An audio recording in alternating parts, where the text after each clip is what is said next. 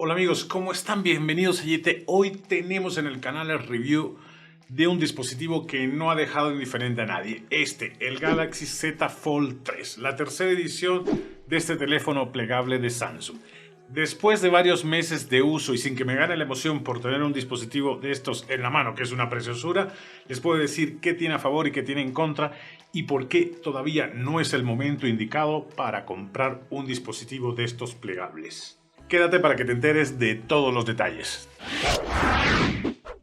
¿Y por qué lo saco después de tantos meses? Porque prefiero tomarme el tiempo de probarlo a detalle para que ustedes tengan no solo las primeras impresiones, que las primeras impresiones están supeditadas al efecto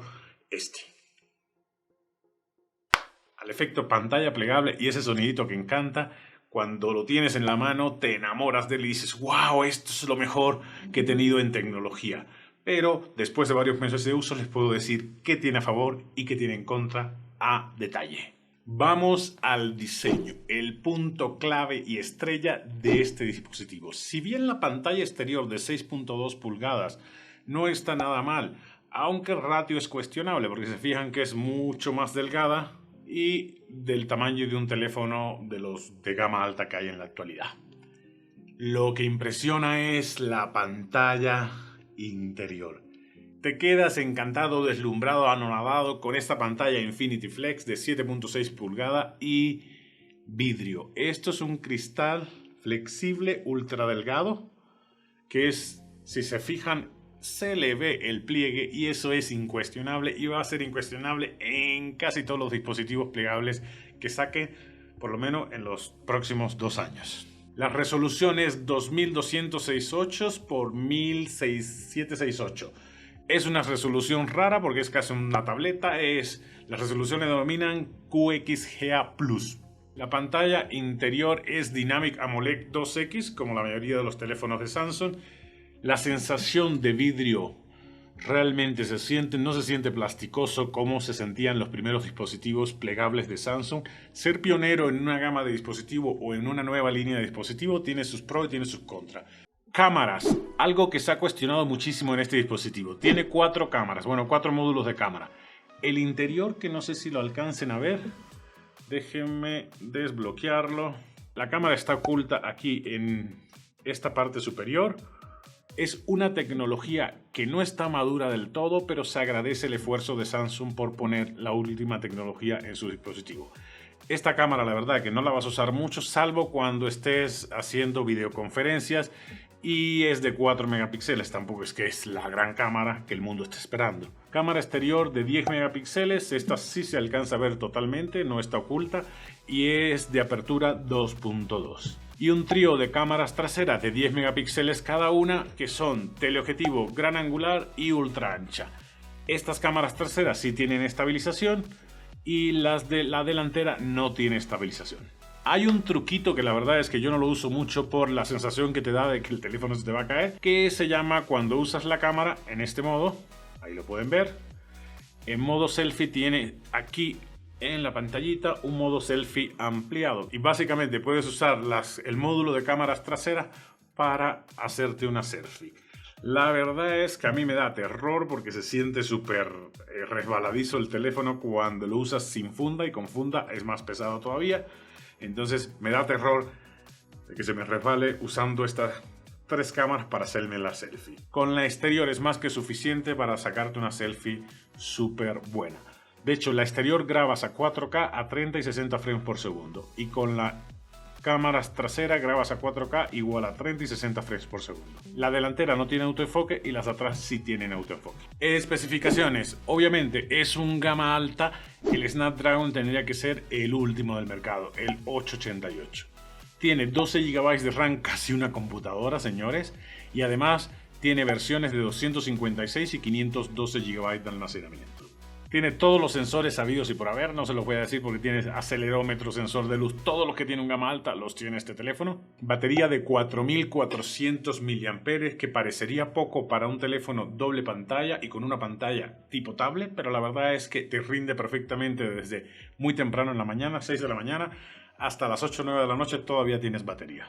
Peso 271 gramos, la verdad no es el más ligero del mercado, es un teléfono pesado. Sonido Dolby Atmos con altavoces en la parte inferior y en la parte superior. Y estos altavoces Dolby Atmos suenan bastante bien. Les voy a poner una música sin derechos, bueno, más bien los derechos ya los pagué, para que vean a nivel volumen medio cómo se oye.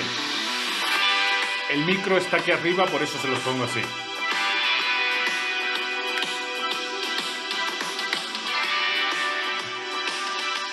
Bueno, esa es una probadita nada más. La verdad que por sonido, calidad de sonido, no te vas a quejar.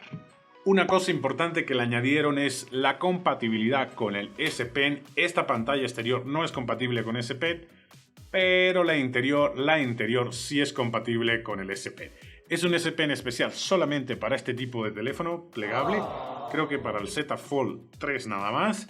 Y obviamente a medida que vayan avanzando ese tipo de teléfono, habrá más teléfonos con S Pen incorporado. Carga rápida de 35 vatios, no es la más rápida del mercado, pero suficiente para darte energía cuando lo necesitas. La otra cosa es que es resistente al agua. No es resistente al polvo, pero sí resistente al agua. Parece que Samsung pensó que el polvo del ambiente o de tu día a día no te iba a hacer daño, pero tú eres un poco sireno, un poco sirena y vas a estar todo el día metido en la alberca o en la playa. Tema software. El One UI te permite interactuar con este teléfono como si fuera una pequeña computadora. De hecho, está integrado casi perfectamente, con el Phone Companion, con Windows, que puedes usar un buen de aplicaciones en Windows o al conectarlo directamente en el modo DeX de Samsung, funciona como una computadora. La verdad que es una delicia. Modo continuidad. Hay aplicaciones. Las aplicaciones nativas de Samsung funcionan sin ningún problema. El modo continuidad es cuando inicias la aplicación en la pantalla externa y quieres continuar en la pantalla interna. La mayoría de las aplicaciones nativas de Samsung funcionan sin ningún problema. Hay otras aplicaciones que el encuadre, o más bien la dimensión de la aplicación en la pantalla exterior es una y en la pantalla interna sigue con unas barras que la verdad que no está optimizada del todo. Y hay otras que cuando quieres tener la pantalla completa en la parte interior, lo que tienes que hacer es cerrar la aplicación y volverla a abrir. Otra cosa, les dije, es compatible con S Pen, un S Pen especial, y esto te va a permitir sacarle muchísimo más partido a la pantalla Infinity Flex de 7.6 pulgadas. La multitarea es algo emocionante de este teléfono porque permite tener hasta 3 aplicaciones al mismo tiempo. Y es una delicia, sobre todo cuando estás usando el S Pen. Que no lo usas todo el tiempo es una realidad, pero cuando lo necesites, ahí lo tienes. Otra cosa también a destacar del software es el modo Flex, que puedes usar alguna de las aplicaciones con el teléfono en esta posición, en 90 grados. Precio, aquí es donde se vuelan la barra todos los dispositivos plegables que hay hoy por hoy en el mercado. Y esta no es la excepción. Este teléfono no es para todos los bolsillos. En lanzamiento tuvieron una promoción que te daban por el precio del de 256, el de 512 GB, pero al final es un teléfono bastante caro. Es de 49.500 pesos aproximadamente, es unos 2.500 dólares, el más caro. Es una computadora, sencillamente. Te puedes comprar con eso una computadora de gama altísima. La otra cosa es que, además, si por el miedo a que se te pueda romper le compras el seguro, ahí le añades el Samsung Care Plus, le añades unos 7.000, unos 350, 400 dólares, depende del seguro que compre. Es un teléfono que no es para todos los bolsillos. Vamos a los puntos a favor y puntos en contra. A favor, la pantalla interna es una delicia. Es decir, solamente el abrirlo ya te provoca algo. Es decir, y cerrarlo. Ese sonido al cerrarlo es inigualable. No, lo cierto es que le puedes sacar muchísimo partido porque tienes 2 en 1. Tienes un teléfono normal con la pantalla exterior y una tablet al desplegarlo. Son 7.6 pulgadas. Segunda ventaja, consumir contenido multimedia, sea películas, YouTube, series de Netflix, juegos. La verdad que es una delicia con esta pantalla de 7.6 pulgadas. Incluso te sirve como lector de libros electrónicos. Y al ser resistente al agua, pues hasta te lo puedes llevar a la alberca y seguir leyendo tu libro ahí muy a gustito en tu playita o en tu alberca. Otra ventaja es una computadora, es una bestia súper potente. Combinación de Snapdragon 888, 12 GB de memoria y 512 de almacenamiento te dan para hacer lo que quieras. Es una computadora en tu bolsillo. Otra ventaja, un sonido realmente bastante potente y decente. Pudieron ver en la muestra que les di que el sonido está a la altura de cualquier gama alta. Y la última ventaja, podrá haber otras, pero bueno, estas son las principales, es el S Pen. Al ser compatible la pantalla interior con S Pen, puedes pasar de consumir contenido a crear contenido y ya le sacas el doble de partido a cualquier aplicación que tengas en tu teléfono o computadora. Puntos en contra. Lo primero y salta a la vista es el precio. Es un dispositivo extremadamente caro. Con lo que cuesta este te puedes comprar una computadora de gama súper alta. Sí. Y si le añades el seguro para que no se te pueda romper, pues ya tenemos que estamos a un nivel estratosférico. Otro punto en contra es la pantalla exterior. Esto es lo que te va a hacer que todos los días te cuestiones si valió la pena comprarte este teléfono o no. Es buena en relación de altura, es como todos los teléfonos como el Galaxy Note 20 Ultra, el S22, el iPhone. El 80% de tu día lo pasas en la pantalla exterior y realmente es incómodo el ancho de la pantalla. Si usas WhatsApp, que es lo que usamos todo el tiempo, y otras aplicaciones para escribir, es una auténtica locura. Es decir, te cuestionas todo el tiempo por qué te lo compraste. Pero al abrir la pantalla, ese cuestionamiento se te olvida.